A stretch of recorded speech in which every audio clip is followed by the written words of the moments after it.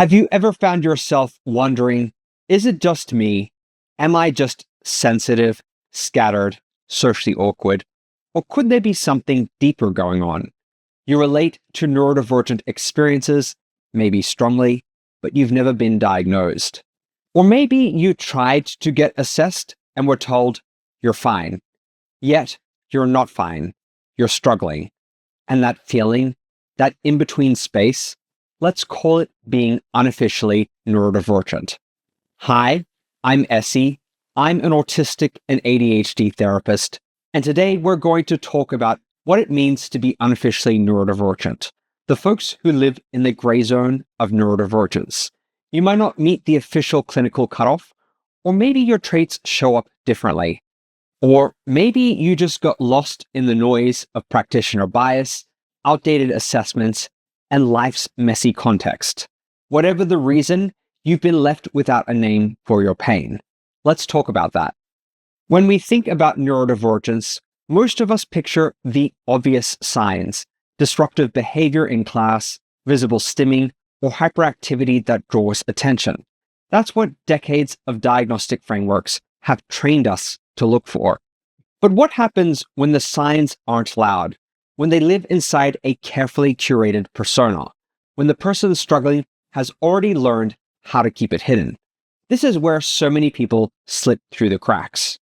Assessment tools often rely on surface-level observations. They focus on how someone appears in a clinical setting, during a short conversation, under fluorescent lights, with a stranger asking structured questions. But neurodivergence isn't always observable in these conditions.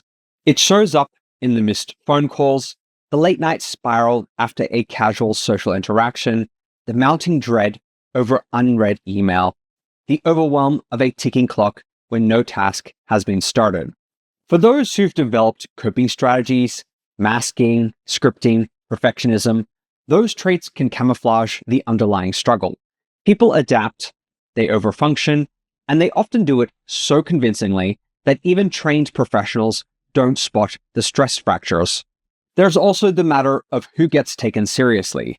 If you're articulate, if you smile and nod at the right times, if you hold a job or pass as put together in public, you might be told you're managing fine.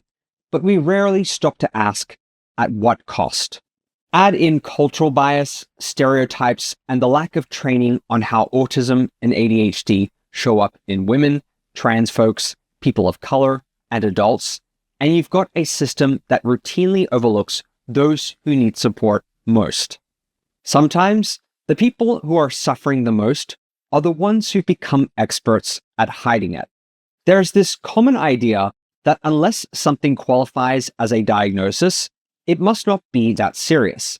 But let's be real, just because you don't check all the boxes doesn't mean your life isn't being shaped by neurodivergent traits.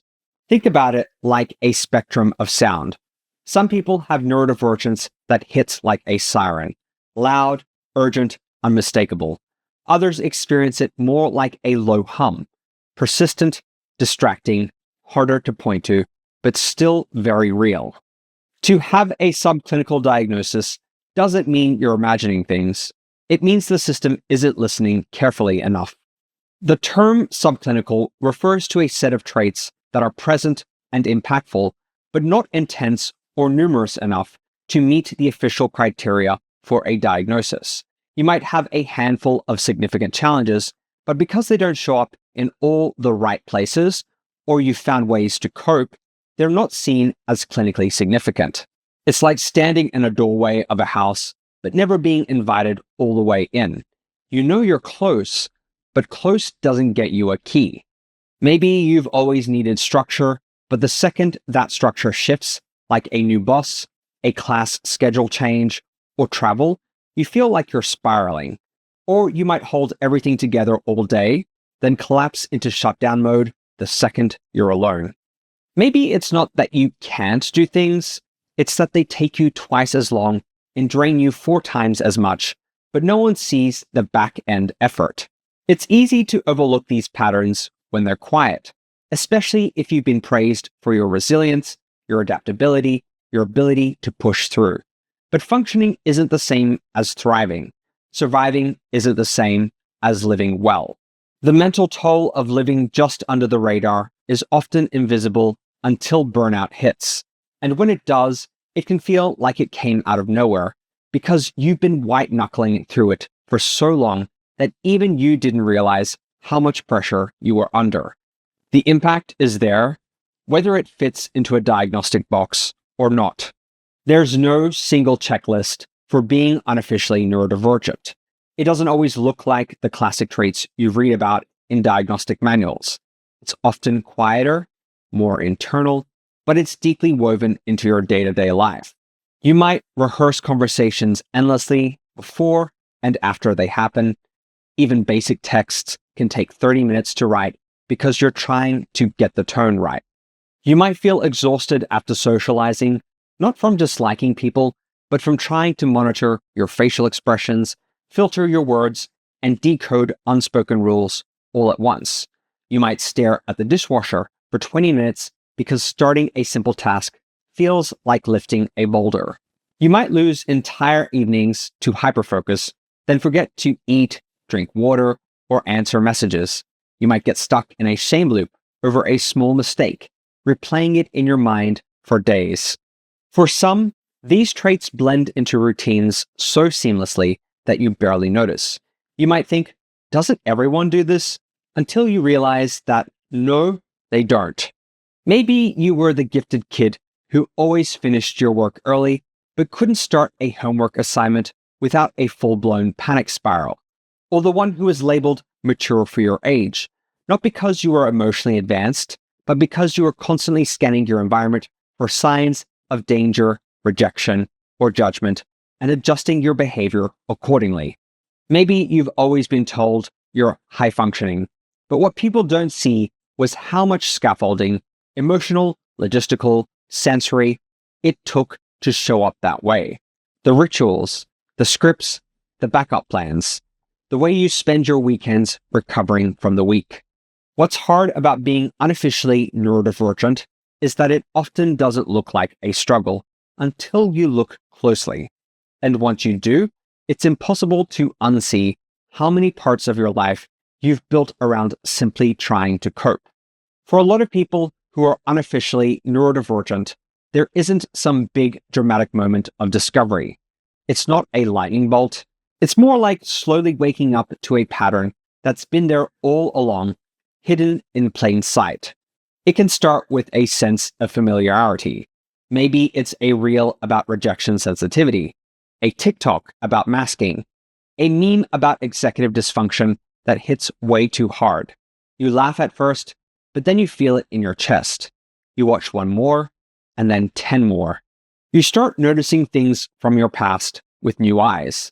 The social exhaustion you thought was just introversion. The way you've always needed routines and rituals to stay regulated, but called it being particular. You begin to connect the dots, the traits, the sensitivities, the struggles. They aren't random. They form a map. It can be liberating. It can also be destabilizing because suddenly the story you've told yourself for years, I'm just weird, I'm too sensitive, I need to try harder, starts to unravel. And in its place, a new story begins to emerge. One that says, maybe I was never broken, maybe I was just misunderstood. That moment of recognition is powerful, but it can also be lonely, especially if the people around you don't understand what you're uncovering. One of the hardest parts of being unofficially neurodivergent is the second guessing. You start to see patterns. You recognize your traits. You begin to connect with the language. But then the doubt creeps in. A voice in your head says, what if you're just looking for excuses? Or, other people have it so much worse, you're probably just being dramatic. That voice didn't come from nowhere. It was shaped over years of subtle and not so subtle messaging. Maybe it started in childhood when you were told to stop overreacting, even though you were completely overwhelmed. When you were praised for being quiet and compliant, not realizing that was masking. When teachers said you were bright but lazy, or smart but scattered, and you believe them. Maybe you were the one who got good grades, but couldn't keep your room clean, the one who forgot birthdays and missed deadlines, but was the go-to person in a crisis, the one who never looked like they were struggling, but always felt like they were behind. When you spend years being misunderstood, you start to internalize this misunderstanding. So even when you find a label or framework that fits, you hesitate to claim it. You worry about being seen as attention-seeking. You fear being told again that you're not that bad or functioning fine. You might even gatekeep yourself, watching other people online talk about their struggles and thinking, well, I don't stim that way, or I'm not as visibly dysregulated, so maybe I don't count. This is internalized ableism in action.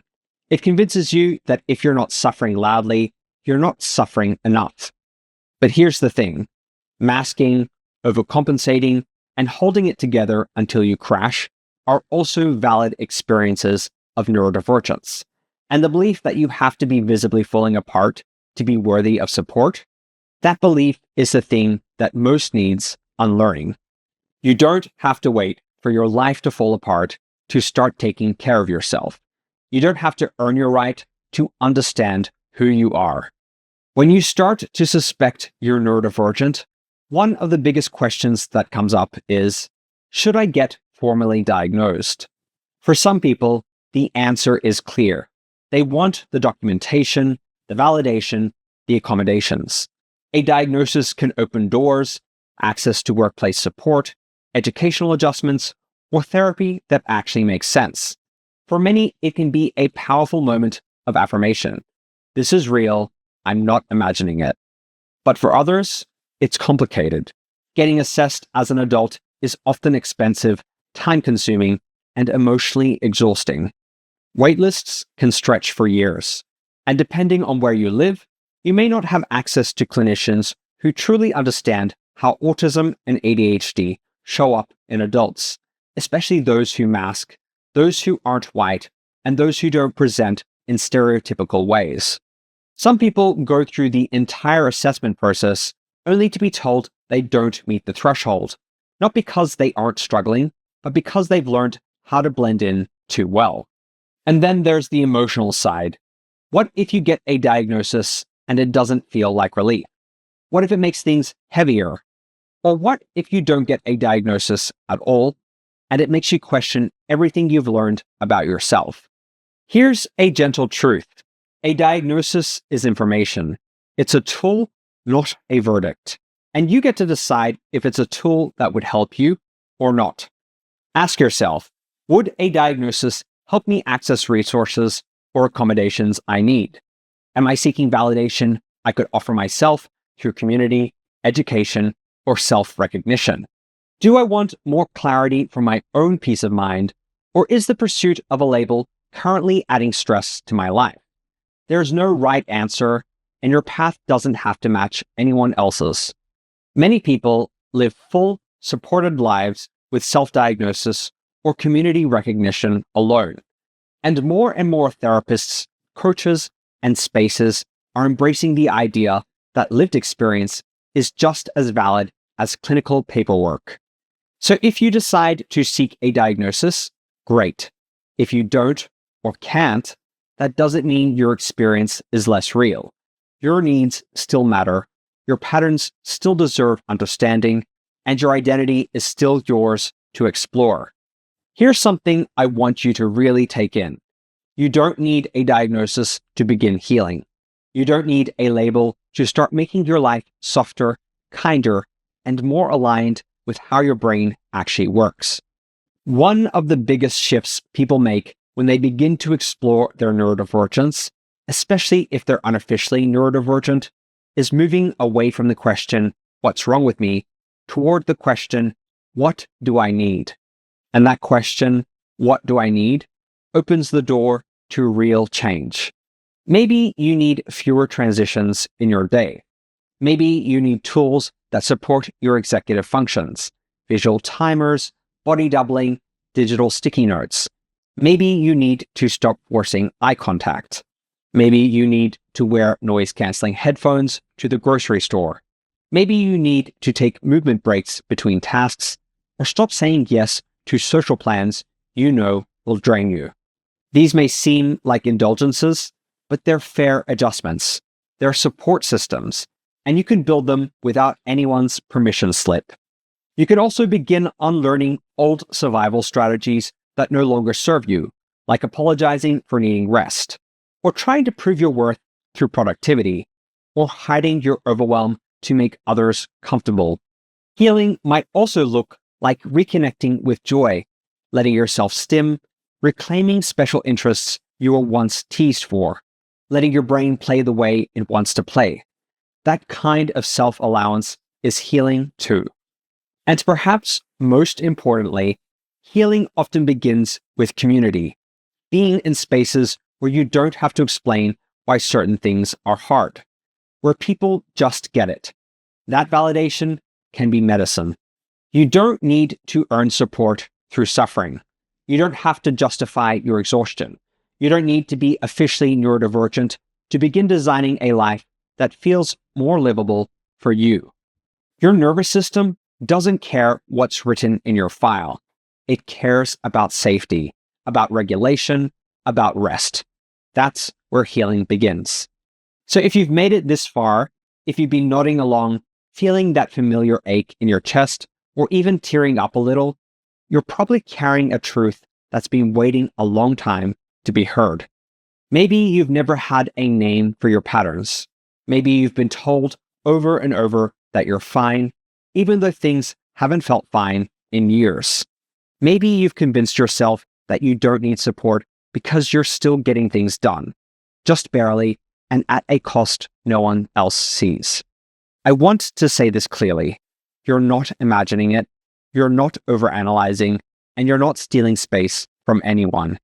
You may be part of this community, whether or not anyone ever gave you a formal label, whether or not you ever sit in front of a clinician and get that diagnosis, whether or not your traits are visible to the people around you. You are allowed to understand yourself. You're allowed to build a life that honors your brain, even if it doesn't look like anyone else's. You're allowed to ask for help, to set boundaries, to stim, to rest, to be complicated and brilliant and tired and joyful and still figuring it all out. You don't need to prove your pain to be worthy of compassion. You don't need to justify your struggles to be worthy of support. You don't need to meet someone else's criteria to start living in alignment with who you actually are. You're unofficially neurodivergent, and that is real, and that is valid. And I hope, truly, that you let this be the beginning of treating yourself with the same curiosity, patience, and care that you've so often given to everyone else. If you found this video helpful, please like it, subscribe to my channel, and share it with anyone you think might benefit from my content. Thank you for watching, and I'll see you in the next video. Bye for now.